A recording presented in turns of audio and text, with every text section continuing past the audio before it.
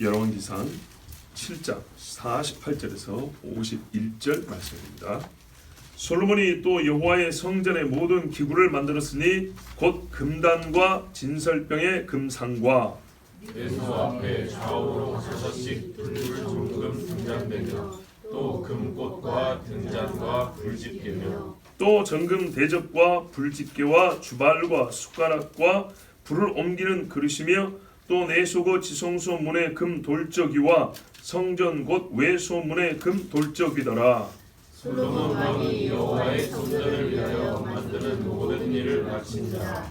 이에 솔로몬이 그의 아버지 다윗이 드린 물건 곧 은과 금과 기구들을 가져다가 여호와의 성전 곳간에 두었더라. 아멘. 자, 오늘은요 솔로몬이 지은 성전의 안을 볼 것입니다. 그 안에 외벽은 어떻게 생겼는지 다 봤습니다. 그 안을 채우는 것들입니다. 채우는 것들 중에 제일 중요한 것은 법궤죠. 법궤에 대하여는요 새로 만들 필요가 없었어요. 법궤를 둘 지성소 공간만 새로 만들었고 우리가 이거는 이미 봤고요. 법궤는 그냥 거기다가 옮겨놓으면 되는 거였어요. 그렇죠? 오늘 이 기구들까지 다 만든 다음에 솔로몬이 법궤를 옮겨옵니다. 그래서 가장 깊은 자 밖에서부터 시작해서 오늘 성전 안을 보고 다음에는 법궤를 들고 와서 성전 가장 깊은 곳 거룩한 곳에 거기에 두면 이제 완전히 성전이 최종적으로 완성이 됩니다. 그래서 하나님께 봉헌이 됩니다. 법궤가 비어버리면 봉헌이 안 됩니다. 법궤가 없으면 표현상 이게 하나님의 성전인지 우상의 집인지 알 수가 없습니다. 그래서 오늘까지는 법궤 이전 단계까지 보는 겁니다. 그러나 오늘은 어디요? 성전 외벽이 아니고 내면 안쪽을 보는 겁니다. 오늘 말씀에 48절 보시면 솔로몬이 또 여호와의 전에 모든 기구를 만들었으니 이제는 뜰이 아니고 전 안에 있는 것들인데요. 곧 금단과 진설병의 금상과 이렇게 이어집니다. 크게 세 가지인데요. 하나는 지성소와 성소 그 경계선에 휘장이 쳐져 있죠. 성전에서의 휘장이 아니고 문으로 바뀌었다 했습니다. 문으로 바뀌었는데 다 기억나시죠? 몇 주 전에 우리 다 봤었어요. 문 앞에 하나의 향단이 있어요. 거기 향 그릇이 있고 그래서 향이 계속 피어오릅니다. 요게 첫 번째고 두 번째는 옛적의 성막에는 북쪽에 금촛대 7가지 금촛대 메노라가 있었고요. 이 메노라가 하나 있었는데 이제는 10개가 5개 남북으로 이렇게 나눠 있습니다. 떡상이 옛적에는 남쪽에 하나만 있었는데 지금은 5개씩 10개가 남북으로 나눠져 있습니다. 수가 10배가 됐다고 그랬습니다. 그러면 떡상 자체가 커졌을까요? 메노라 촛대 자체가 커졌을까요? 아닙니다. 그 자체가 커진 게 아니고 수가 10개로 는 겁니다. 이렇게 해서 종류는 3가지 향단, 촛대, 떡상 이 3가지가 하나님의 성전 안에 있는 것들입니다. 그리고 지성소에 들어오면 법궤가 있고 법궤 뚜껑을 속죄소라 부르는데 속죄가 나타나는 곳 또 하나님의 은혜의 말씀이 주어지는 곳에서 시은좌 그랬고요. 이것은 법궤 뚜껑으로서 별도의 이름으로 붙인 건데 그룹들이 날개를 펴서 서로 감싸고 있더라 그랬습니다. 자, 법궤 위에 그룹이 2개가 두 그룹이 서로 마주봐요 이렇게 날개를 닫고 있다 했습니다. 그리고 이거 말고 법궤 양쪽으로 크게 그룹을 만들어서 법궤를 가운데 놓고 날개로 이렇게 그룹이 둘이 이렇게 닿아서 날개 이 끝에 닿고 저 끝에 닿고 가운데 닿고 말씀드렸죠. 지성소 안에 그룹이 4개가 조합되어 있는 거예요. 하나는 법궤 위에 2개가 서로 이렇게 마주보고 있는 그룹이 있고 큰 그룹은 양쪽으로 날개를 펴서 법궤를 이렇게 보호하는 그런 그룹이 2개 있다 했습니다. 자, 먼저 금단을 볼게요. 그림 한번 보여주실래요? 금단. 자, 요 불을 좀 꺼주십시오. 요거보다 좀 큰 사이즈 있죠? 요 다음 거. 요 확대형이고. 예, 요렇게 생겼어요. 자, 이게 말씀에 있는데 어디에 있냐면 출애굽기 30장에 보면 1절부터 10절에 너는 분향할 제단을 만들지니 곧 조각목으로 만들되 길이가 한 규빗, 너비가 한 규빗으로 네모가 반듯하게 하고 높이는 규빗으로 하라 그랬어요. 그러니까 아니 이 다음 거. 예. 아니. 그래요. 여기가 한 규빗. 그 다음에요. 여기가 한 규빗. 네모 반듯하게 하고 위에서부터 밑에는 두 규빗. 이렇게 하라 그랬습니다. 이렇게 만드는데 그 다음에 뭐라 그러냐면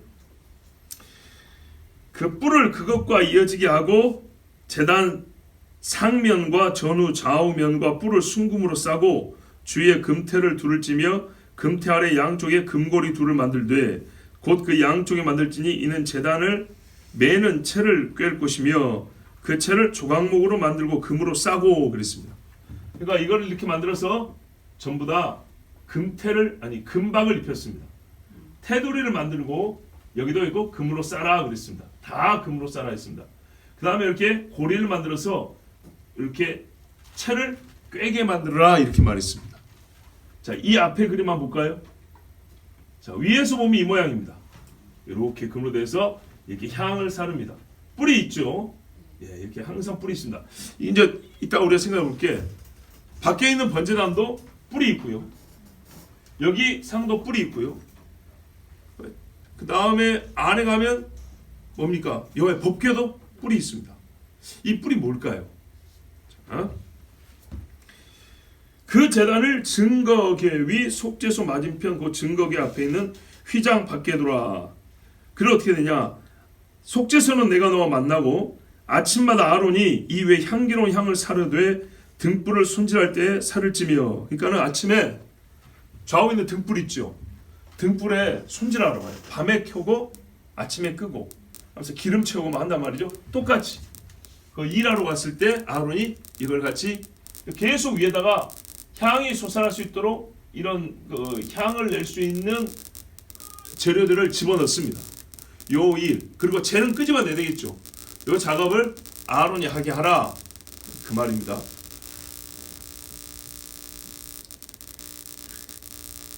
자, 이 향은 너희가 대대로 여호와 앞에 끊지 못한다. 그리고요, 다른 향은 사르지 마라 그랬습니다. 그리고 아론이 1년에 한 번씩 속죄 피를 가져서 이 뿔에 발라서 속죄하라 이렇게 했던 겁니다. 자, 이것이 출애굽기 37장에 똑같은 말씀이 있고요. 이렇게 앞에 향단을 만들었고요. 이 향단에서 항상 향이 솟아오르게 했다. 우리가 잘 아는 이제 요한계시록 8장에 가면 이런 말씀이 있어요. 3절에 또 다른 천사가 와서 제단 곁에 서서 금 향로를 가지고 많은 향을 받았으니 이는 모든 성도의 기도와 합하여 보좌 앞 금제단에 드리고자 함이라. 자, 이게 어디 있다고요? 하나님의 보좌 앞에 있다 그랬습니다. 그래서 모세가 처음에 성막 식양을 받을 때 하늘에 있는 것을 그대로 받았다 이렇게 되어 있습니다. 히브리서에 보면 지성소는 하늘에 있고 땅에 있는 것은 모형이라는 것을 우리가 분명히 말해주고 있습니다. 그러니까 요한계시록 보면 하나님의 보좌가 있는데요, 보좌 앞에 이 향단이 있어요. 그러니까 우리가 생각할 때 향단하면 이게 향이 기도가 아니고 분명히 계시록에 향을 받았으니 성도의 기도와 합하여 이 향이 올라가는데 기도를 부정해서 같이 합하여 하나님 앞에 올렸다 했습니다. 보좌 앞 금제단에 드리고자 함이라. 그러니까 원래 여기에 아름다운 향이 올라가고 있는데 성도의 천사들이 기도를 거기다 부어요. 그러면 기도가 이 향과 함께 같이 올라가서 어디로 간다고요? 하나님께 상달된다 이런 표현입니다. 향연이 성도의 기도와 함께 천사의 손으로부터 하나님 앞으로 올라가는지라. 자, 천사의 손에서 기도를 갖고 왔죠? 이 향단 위에 같이 부어요. 그러면 이 좋은 향과 함께 성도의 기도가 같이 올라간다는 말씀입니다. 그랬더니 천사가 향로를 가지고 제단에 불을 담아다가 땅에 쏟음에 우리와 음성과 번개와 지진하더라. 천사가 다시 향로를 가져와요. 지금 무슨 말이에요? 이 향을 담는 주전자 같은 거, 이것을 가져와요. 가져와서 이걸 담아요. 다시 하나님께 올라서 하나님께 이제 담아서 담아가지고 땅에다 부으니까 번개와 지진과 우레 곧 기도 응답들이, 하나님의 권능과 함께 기도와 응답들이 나타나는 거예요. 그래서 홍해도 마르고 갈라지고 요단도 마르고 여리고도 무너지고 예, 안 오던 비도 오고 비도 그치고 죽은 자도 살아나고 이런 역사가 일어나는 겁니다. 그러니까 이 향단 자체가 기도를 상징하는 게 아니고 하나님 보좌 앞에서 아름다운 좋은 향으로 하나님께 올라가는 것인데 여기에 기도가 나중에 합해진다는 겁니다. 그러니까 우리가 이 성막 안에 있는 기구들을 볼 때 조심해야 될 게 있어요. 결론부터 말하면 이 성막 안 또는 성소 안이라는 것은요, 한마디로 하나님의 집이에요. 하나님의 집. 그리고 하나님의 집이 이렇게 생겼다는 거예요. 우리 인간과의 관계를 먼저 보지 마시고 하나님께서 자기를 표현한 거예요. 우리가 어느 집에 가면 그 사람, 그 생활상 집 꾸며놓은 거 보면 그 사람이 누군지 알죠. 하나님은 자기 집을 이렇게 꾸며놨어요. 그러니까 먼저 이 집의 꾸밈새를 보고 하나님을 아는 거예요. 이런 하나님이기 때문에 우리 인간에게 이런 역사와 효과, 효력 있는 역사를 하시는 거예요. 자, 그리고 다른 데서 끌어와서 하는 게 아니라 바로 여기 있는 것들을 가지고, 이 집에 있는 것들을 가지고 하나님의 권속들, 표현이죠. 권속 뭐예요? 식구를 말하는 거예요. 한자 표현으로. 함께 사는 가족. 하나님의 식구들이니까 내 집 안에 있는 것으로 먹이고 살릴 거 아니에요? 그러니까 이 빛과 떡과 이 향이 하나님의 집에 있는 백성들과 이제 상관성을 가지는 거예요. 이것으로부터 본래 하나님이 이런 분이기 때문에 여기서부터 본래 하나님의 집에 있는 것으로부터 하나님 집의 사람들에게 좋은 것들이 내려오는 거예요. 그러니까는 먼저 뭘 받는다고요? 이 기물들을 보면 하나님의 집이다.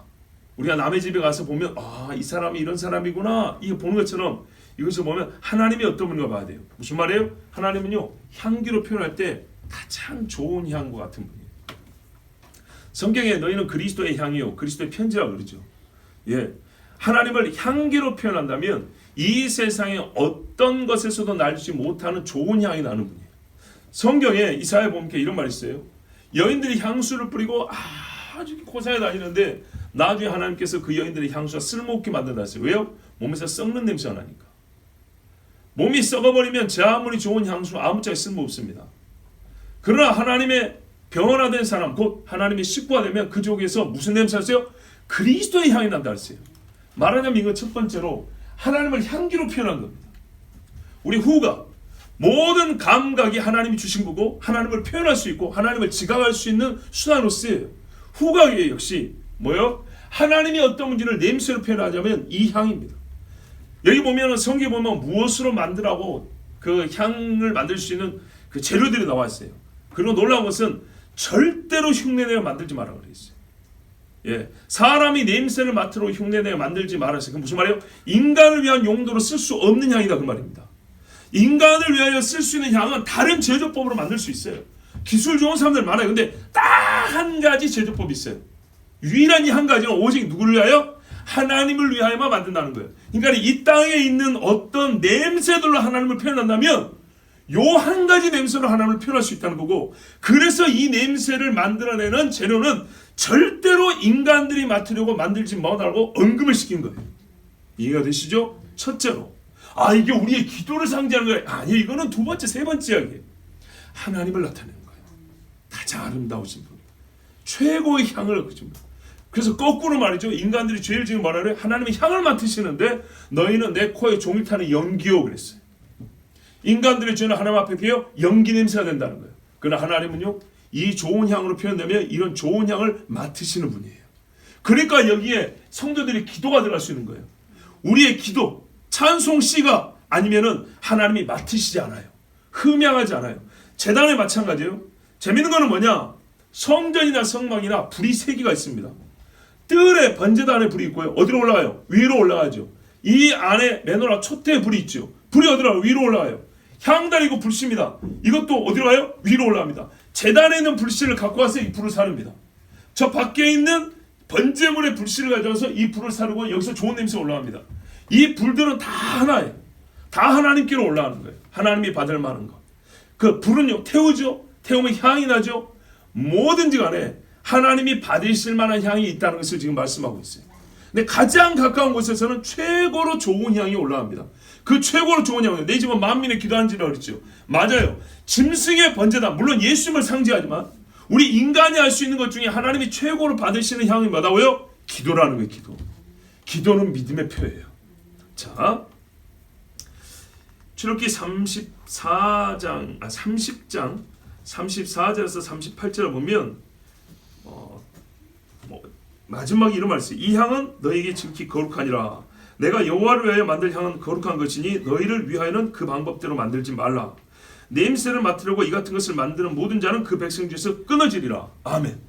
아시겠죠? 이 향은 무엇을 상징하기 전에 하나님을 말한다고요. 하나님이 맡으실 수 있는 유일한 아름다운 향. 두 번째요, 떡상입니다. 보시면 48절에 진설병의 금상 이렇게 말씀하고 있습니다. 진설병이 뭐죠? 진설, 쇼입니다. 쇼. 보여주는, 병은 떡병자입니다. 쇼브레드입니다. 보여주는 떡입니다. 보여주는 떡. 참 의미가 깊습니다. 뭘 보여주죠? 역시 하나님을 보여주는 거예요. 하나님이 하신 일을 보여주는 거예요. 인간이 하나님을 섬긴다는 걸 보여주는 게 아니고 하나님이 누구신지를 보여주는 거예요. 만나가 어디서 와요? 하늘로부터 내려와요. 성경 시편에 보세요. 천사들의 양식으로서 먹임을 받았으니 이렇게 돼 있어요. 놀랍죠? 영들은 아무것도 안 먹나요? 씹는 즐거움이 없을까요? 그렇게 보시면 곤란합니다. 성경을 보면 천사들의 양식이라고 그랬어요. 우리가 하나님 앞에 왔을 때 뭐랬어요? 잔치상이 있다고 그랬어요. 잔치상. 어린 양의 혼인 잔치상이 있다고 그랬죠. 예수님도 말했어요. 내가 아버지의 나라에서 너희들과 함께 먹고 마시기까지는 이제는 포도주스 먹지 아니하리라 그랬죠. 있다는 거예요. 자, 쇼브레드 보여주세요. 예, 이 상이에요. 이게 뭘 말한다고요?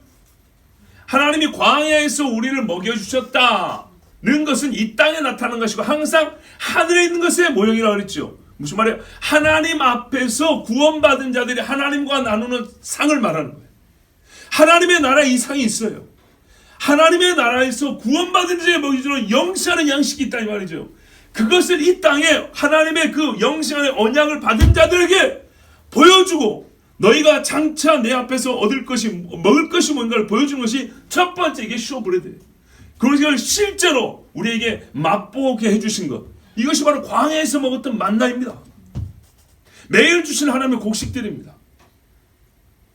첫 번째로 성소 안에 있는 거는 뭐라고요? 여호와의 집 안에 있는 거. 그럼 무슨 말이에요? 하나님이 사는 집이에요. 하나님이 계시는 곳이에요. 하나님이 이렇게 꾸며놓고 계세요.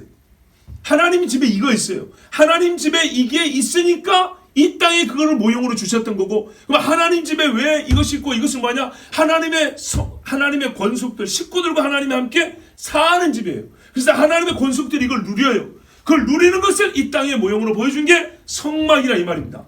그 성막을 확대하고 그 하나님 집에서 누림을 더 극대화해 우리에게 더 강하게 보여준 것이 크게 지은 성전입니다. 그것이 이스라엘뿐만 아니라 열방에까지 미친다는 것을 보여준 것이 바로 몇 배나 키운 성전이 하나님 집에서 우리가 맛볼 영원한 양식을 보여주는 것입니다. 이게 진설병입니다. 이거는 원래 어떻게 만들어졌냐 하면 출애굽기 25장에 보면 23절 이하에 너는 조각목으로 상을 만들 때 길이는 2규빗, 너비는 1규빗, 높이는 1규빗 반이 되게 하라. 참 이거는요, 떡을 이렇게 넣을 때 이게 2규빗이에요. 약 1m. 그 다음에 이렇게 세로가 1규빗입니다. 옆으로 6개씩 놓기 때문에 이렇게 했습니다. 근데 이게 동그랗게 돼 있잖아요. 근데 우리가 저번에 예루살렘 갔을 때 어떻게 됐습니까? 사각형이었죠. 그 모양은 잘 모르겠어요. 하여튼 이 하나하나가 얼마나 큰지 장정 4명, 6명이 한꺼번에 먹을 수 있느냐. 그래서 옛적에 이게 12개가 나오면 수십 명의 레위인과 제사장들이 일을 마치고 먹을 수 있었다고 그랬습니다. 일주일에 한 번 바꾸는데 놀라운 거는 상하지 않냐고 온기가 떨어지지 않았다가 마치 새떡과 같았다고 그랬습니다. 진짜 그래서 먹었어요.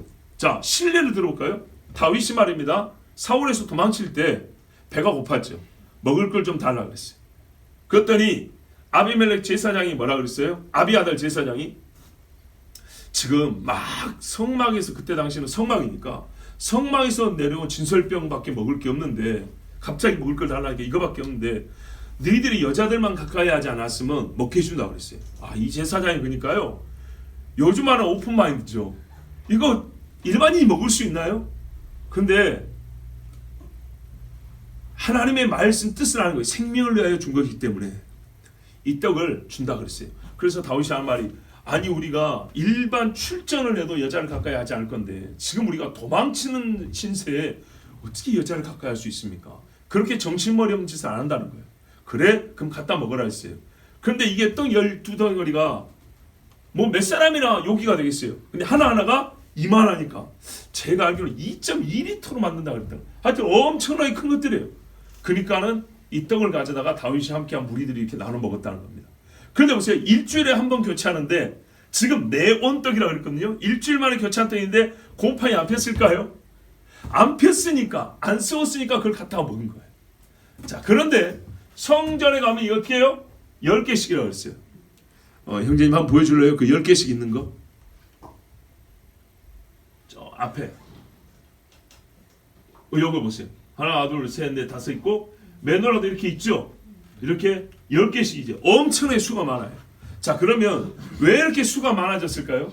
지난주인가 지지난주에 제가 그랬죠. 아니, 성전 봉사자들이 많았고 커졌냐? 이거는 열방을 향한 하나님의 약속의 그 확장성을 의미하는 거다라고 이제 신학적으로 설명했지만 실제적으로도 이 많은 것을 폐기한 것이 아니고 먹어야 되기 때문에 반드시 먹어야 됩니다. 떡을 먹게 돼 있습니다. 먹어야 되기 때문에 실제로 먹을 사람이 많았다는 겁니다. 왜 그러냐면 성전이 지어지기 전에 성막에서는요 레위인들이 각 지방마다 흩어 살았지 않습니까? 그래서 그때는 각 도시들마다 뭐가 있었냐면 산당이 있었어요. 그 산당에서 하나님 앞에 예배하고 갈멜산 같은 경우도 산당이 있었고 기본에도 산당이 있었고 헤브론도 산당이 있고 산당에서 하나님 앞에 예배하고 제사장들이 거기서 나온 것들로 이렇게 먹었단 말이죠. 근데 이제 성전이 지어질 때는 다윗이 뭘 준비했냐면 아시는 대로 24 반차를 짰습니다. 순서를 짰어요. 그래서 첫째 주는 누가, 그 다음 주는 누가 이렇게 해가지고 24니까 곱하기 하면 48이라고 그랬죠. 그래서 각 반차들마다 성전을 와서 1년에 2번은 반드시 하고 또 3차에 절기가 있죠. 꼭 올라야 될 6월절부터 무교절 일주일, 오순절 일주일, 장막절 일주일. 여기는 워낙에 제사를 많이 드리기 때문에 같이 한꺼번에 올라와서 봉사를 하고 그래서 멀리 살 수가 없기 때문에 주로 제사장들이 살았던 동네가 어디예요?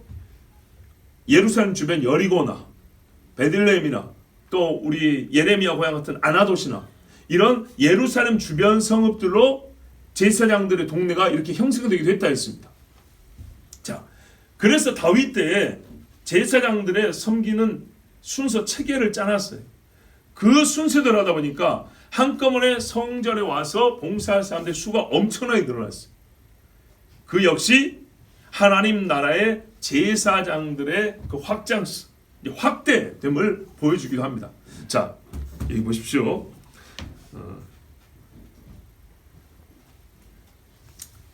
자, 이렇게 해가지고 상을 만들었는데 여기 보면 뭐가 있냐면 출애굽기 25장에 보면 대접, 숟가락, 병, 붓는 잔 이런 것들이 있어요. 자, 이 그림에는 다 나오지 않습니다. 여기 대접 같은 거 있고요. 아까 큰 그림 한번 보여주실래요? 예, 여기도 보면 잔이 있죠. 예. 이제 이 외에 여러 가지 부수적인 물품들이 필요한데 이제 뭐 포도주를 좀 붓는다든지 아니면 불을 저렇게 담아서 옮긴다든지 이런 것들이 함께 있습니다. 자, 그 다음에 49절 보시면 내수 앞에 좌우로 5씩 둘 정금 등대가 있다. 또 금꽃과 등잔과 불집게가 있다 그랬습니다. 메노라를 보여주세요. 자, 이 보십시오. 출애굽기 25장에 보면 이렇게 돼 있어요. 너는 순금으로 등잔대를 쳐 만들되 그 밑판과 줄기, 저 밑에 이제 밑판이 있습니다. 사진은 안 나오지만 줄기 요것 말입니다. 제일 굵은 거 밑에서부터 올라오는 거.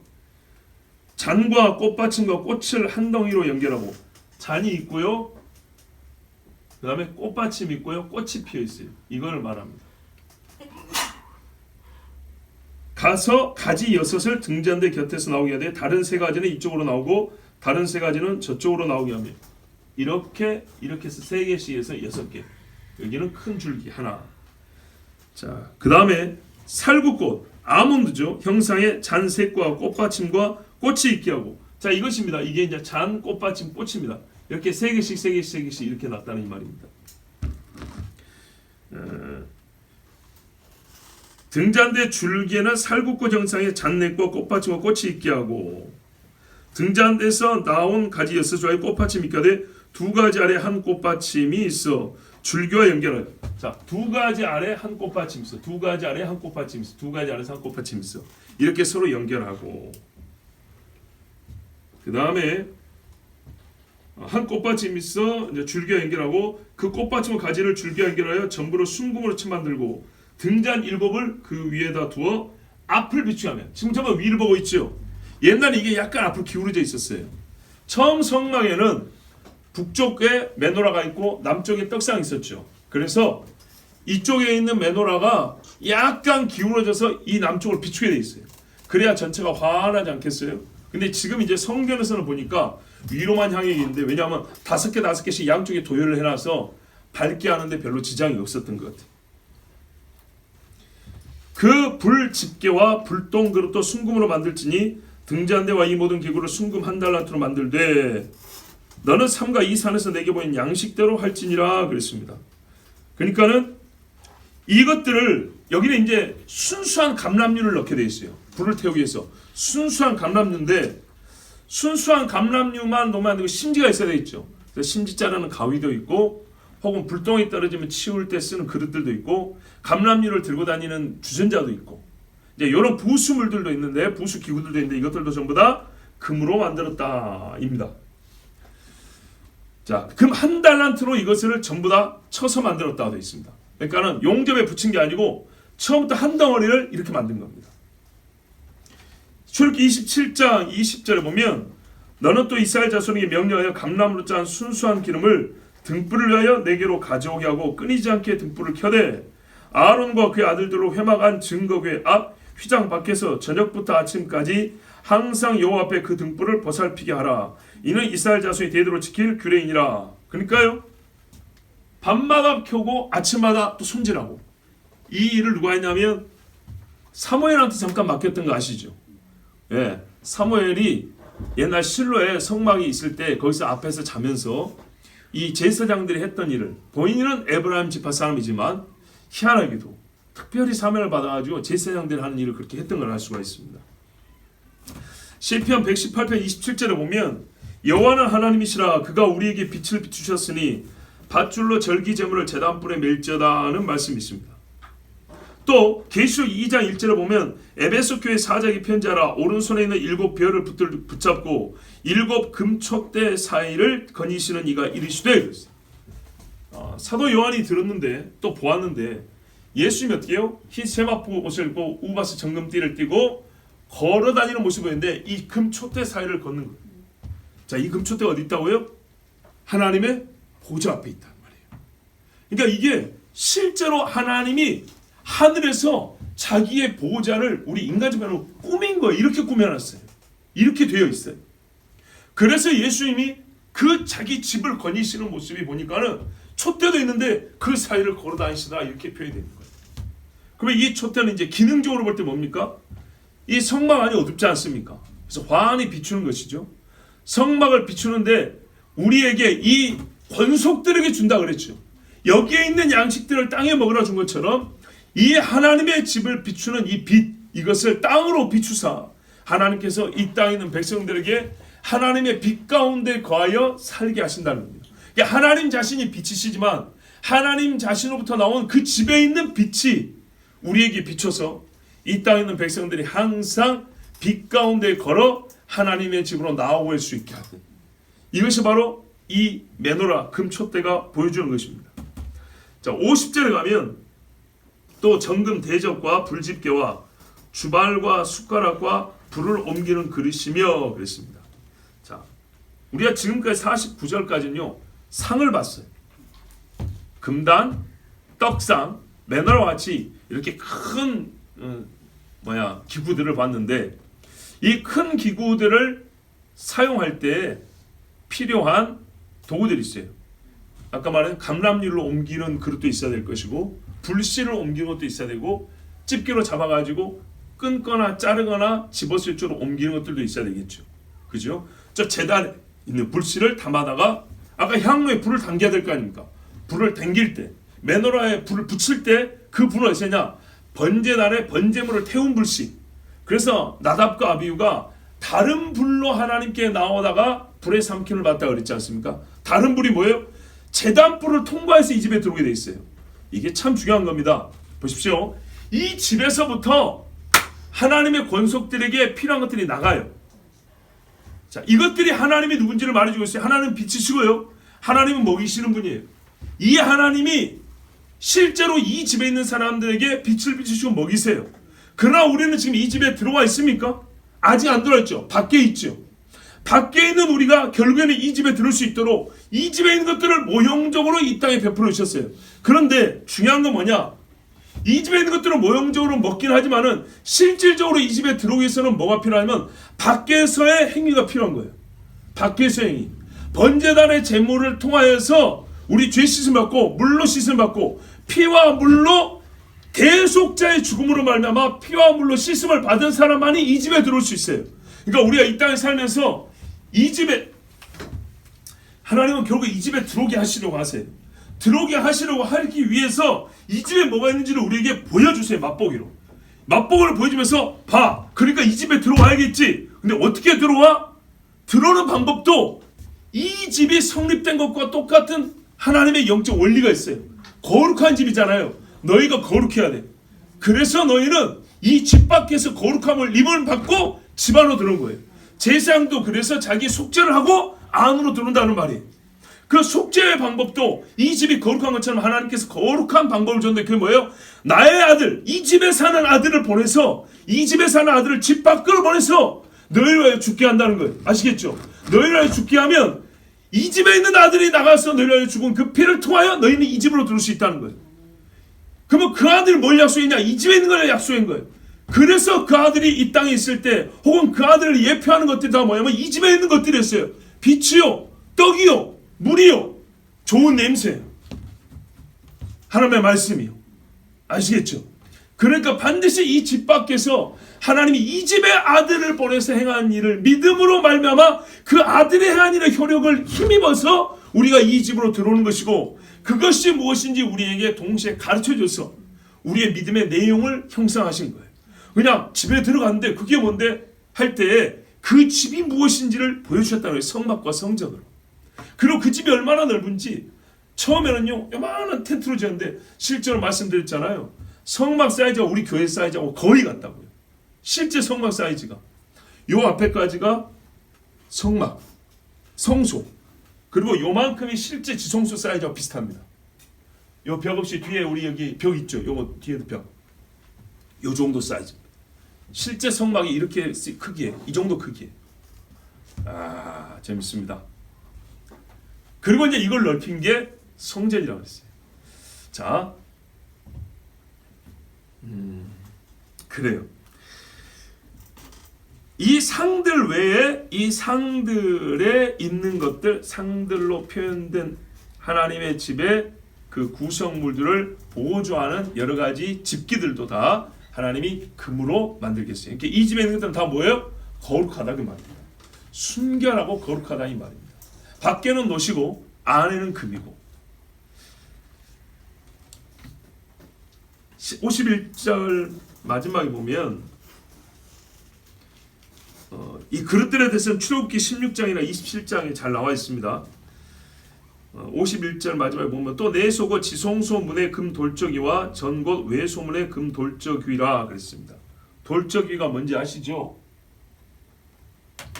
경첩이라고 하죠. 경첩. 문 이렇게 돌릴 때 그 틈새 있어서 돌아가게 만들죠. 요거 돌적입니다. 옛날에 성막은 휘장으로 됐기 때문에 돌적이가 필요 없었는데 지금은 문으로 만들었기 때문에 돌적이가 있습니다. 어디죠? 저기 성소 들어오는 큰 문 돌적이 하나 있고 성소에서 지성소 들어오는 문 돌적이가 있어요. 이것도 다 금으로 만들었다 했습니다. 자, 이것들은 장막이 아니라 이 성전은 돌로 지은 집이기 때문에 새로 필요하게 된 것이 바로 이 경첩들, 돌적이들입니다. 대신에 성막을 지을 때 필요했던 것들은 또 없어졌습니다. 성막을 지을 때 필요한 게 주로 뭐죠? 가죽과 천들입니다. 금색, 자색, 홍색, 가늘게 꼰 배실, 그리고 뭐 염소 가죽, 해달 가죽 등등도 있었죠. 가죽과 천이 없어지고요, 돌과 나무로 지어졌습니다. 그래서 휘장이 없어졌기 때문에 대신 문으로 만들었고, 그 문에 돌재기가 필요했습니다. 그리고 보면 출애굽기 26장 15절 이하에 보면 성막의 널판이라고 부르는 게 있어요. 그림으로 보면 좋은데요. 자, 우리 교회 사이즈가 성막입니다. 보면은 밖에 테두리 있죠. 울타리 있지 않습니까? 울타리 어떻게 만들었냐면 밑에 노수로 된 판을 딱 놓고 그 위에 나무 기둥을 세웠어요. 기둥을 쭉쭉 세우면 나무 기둥과 기둥을 연결했죠. 가리대로 나무 판자를 이렇게 연결했어요. 판자를 못으로 한 게 아니라 서로 아구가 맞게 우리 그 블럭 쌓듯이 말이죠. 암수 수수 이렇게 해가지고 탁탁 끼워 맞췄어요. 그래서 빼가지고 다시 운수 철거했다가 다시 끼워 맞추는 식으로, 못을 받고 빼는 식이 아니고 우리 어릴 때 조립하는 것처럼 끼웠다 빼는 이런 식이었어요. 사이즈를 딱딱 맞춰가지고 그렇게 만들었었는데, 지금은 그런 것이 없고 어떻게 했다고요? 돌 기둥을 세워서 주랑을 옆에 만들었다 그랬죠. 그 다음에 그렇게 나무로 한 다음 어떻게 했냐면, 나무를 그대로 둔 게 아니라 천으로 삥 둘러서 휘장을 쳤어요. 벽을, 울타리 벽을. 근데 지금은 역시 그런 것들이 필요하지 않게 됐습니다. 대신에 돌과 나무로 기둥을 세우고 지붕을 덮어서 성전 전체를 삥 둘러서 울타리 역할을 하게 했습니다. 이렇게 해서 솔로몬 왕이 여호와의 전을 위하여 만드는 모든 것을 마쳤다 했습니다. 자, 처음부터 솔로몬이 시작하고 마친 공사지만 이제 불 켜주셔도 됩니다. 특별히 금으로 된 성전 안의 기구들은요, 히람에게 맡기지 않았습니다. 히람의 종들이 한 것은 뭐냐면 밖에 있는 것들이었습니다. 이게 중요합니다. 히람이 아무리 재주가 있어도 성전 안에 있는 금으로 된 하나님의 집 내소를 꾸미는 일은 이방인에게 맡기지 아니하고 솔로몬의 사람들이 했다는 겁니다. 본래 레위인들조차도 이것들을 만지지 못하게 되어 있고요. 고앗 자손, 레위인 중에도 제사장 고앗 자손만 실제로 성전 안에 있는 물건들은 손으로 만지고 보자기로 싸서 옮기게 되어 있습니다. 그렇다면 이것을 만든 사람은 모세 때부터 전수되어 온 그 기술을 가지고 있어야 되지 않겠어요? 그러니까 제사장들 중에서 누가 만들지 않았을까? 이렇게 추정을 해봅니다.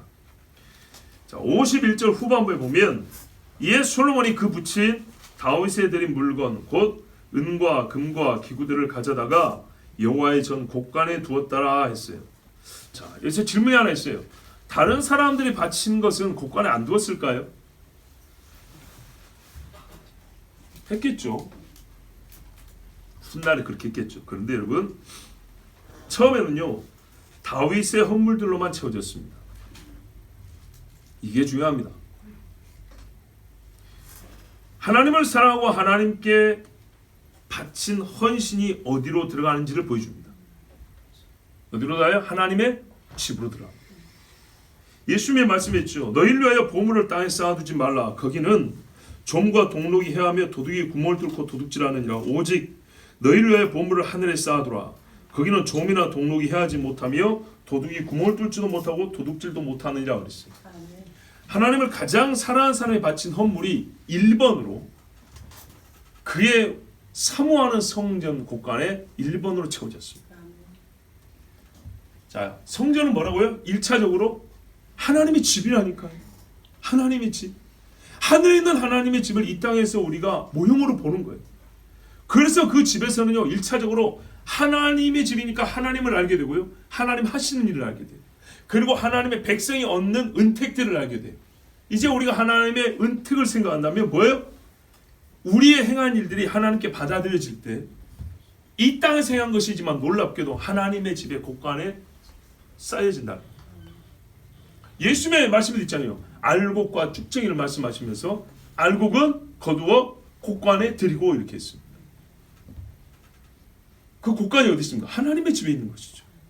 그래서 다윗의 헌물이 1번으로 하나님 집의 곳간에 들어갔다는 것은 매우 큰 의미가 있습니다.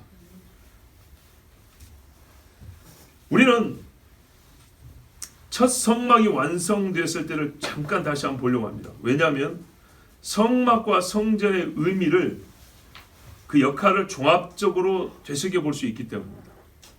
시간 관계에서 다 읽지는 못하는데요. 출애굽기 40장 17절에서 38절까지 성막의 완성이 기록되어 있습니다. 출애굽기 40장의 맨 끝부분입니다. 읽지는 않겠습니다.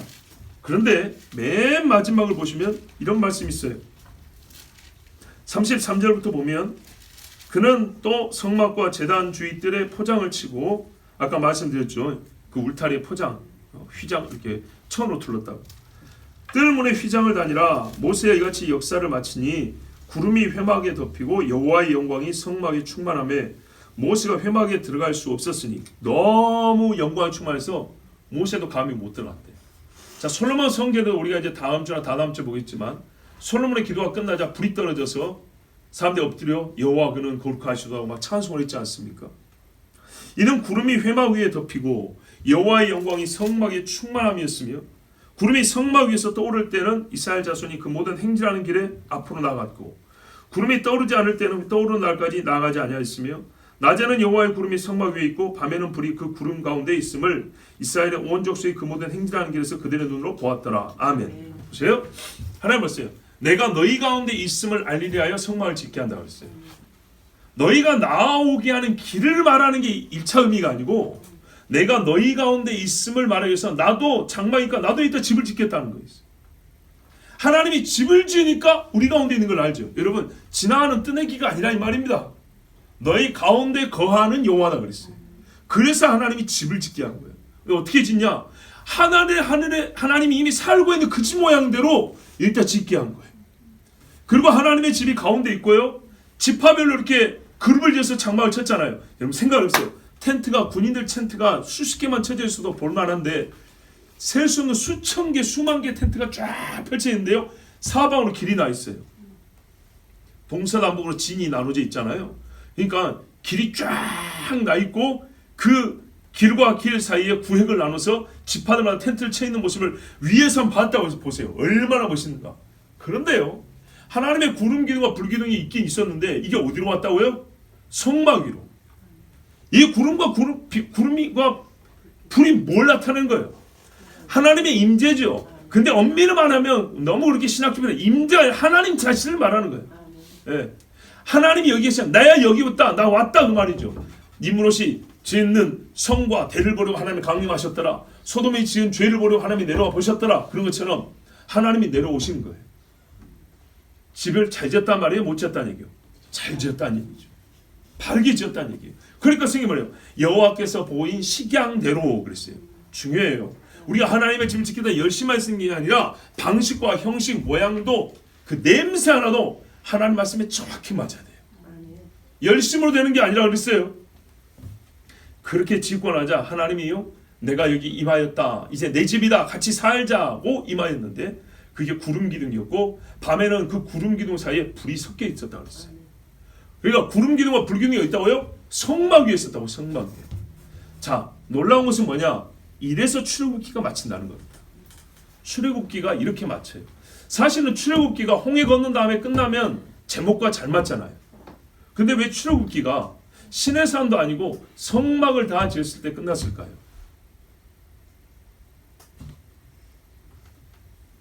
뭐 쉽게 말하면 출애굽이 성막을 짓지 않으면 아무것도 아니라는 얘기가 되는 거죠. 고통에서 떠난다고 해서 하나님과의 동행이 되는 게 아니에요. 애굽을 출애굽을 시킨 이유는 하나님의 백성이 되게 하고 하나님과 동거하게 하려 함이지 고통만 면하게 하려고 하나님 출애굽시킨 게 아니라고요. 너희는 천하의 제사장 나라가 되게 하리라 그랬다고. 너희는 나의 장자요, 장자인 너희로 말미암아 천하 만민이 복을 얻게 하려 함이라 그랬다고. 그런데 애굽 땅만 떠나면 어떻게 해요? 소위 민중신앙만 나오는 겁니다. 예? 고난당한 소수자의 하나님만 나오는 겁니다. 그게 아니고요, 하나님이 이 땅 모든 죄인들에게 구원을 주시는 하나님이란 말이죠. 약속의 땅으로 인도하시려고 이 백성을 꺼냈다 그랬어요. 그렇기 때문에 성막이 지어졌을 때 뭐예요? 떠나온 출애굽에 대해 완전한 이별이 고해지고 들어갈 최종적인 목적지에 대한 소망을 갖고 있음이 이 성막으로 표현이 되는 겁니다. 아직 계속되고 있지만 출애굽의 완성을 향하여 나가는 공동체가 되기 위해서는 뭐가 필요했다고요? 성막이 필요했다고요. 우리는 출애굽을 겪은 백성으로서 우리는 끝내 이 걸음을 하나님의 약속의 땅까지 들어갈 백성입니다. 출애굽을 겪었기 때문에 출애굽이 뭔지 알기 때문에 우리는 이 광야에 멈춰 있지 않냐고 광야를 통과하여 약속의 땅으로 들어가겠습니다. 누구와 함께? 하나님과 함께. 이게 성막이에요. 그러면 성막이 없는 백성은 출애굽이 실제로 없는 거예요. 왜요? 광야에서 끝나버리니까. 출애굽은 광야에서 끝나는 게 아니라 약속의 땅까지 들어가는 시작점이에요. 시작점. 근데 그 완성은요, 시간과 역사 속에 있기 때문에 아직 우리에게 주어지진 않았어요. 그러니까 믿음은 뭐예요? 출애굽할 때부터 그 땅에 들어갈 것을 알고 나아가는 것이죠. 그들에게는 반드시 뭐가 있어야 되고 뭐가 주어지면 하나님의 성막, 하나님의 집이 주어져요. 그 말은 곧 하나님과 동행이죠. 사람아 여호와께서 내게 원하시는 것이 무엇이냐? 겸손히 내 하나님과 동행하는 것이 아니겠느냐? 이것이 이거. 하나님과 동행하지 않으면 그래서 이 사람은 아직 예수를 믿지 않는다. 출애굽의 경험이 없다 이렇게 말하는 거예요. 그리고 출애굽의 경험이 있으면 어떻게 돼요? 비록 약할지라도 반드시 하나님의 성막 안에서 성막과 함께 그 사람의 삶이 이루어져 나갑니다. 모세도 실수가 있었죠. 아론도 죄가 있었죠. 미디암도 허물이 있었죠. 그렇지만 어떻게 해요? 성막을 떠나지 않고 성막과 같이 하는 거예요. 그 중에 가장 훌륭한 사람이 바로 여호수아였던 여호수아. 예. 이렇게 빼어난 사람이 있는가 하면 조금 부족한 사람도 있습니다. 그러나 어떻게 해요, 여러분? 성막과 함께 가는 거예요. 성막.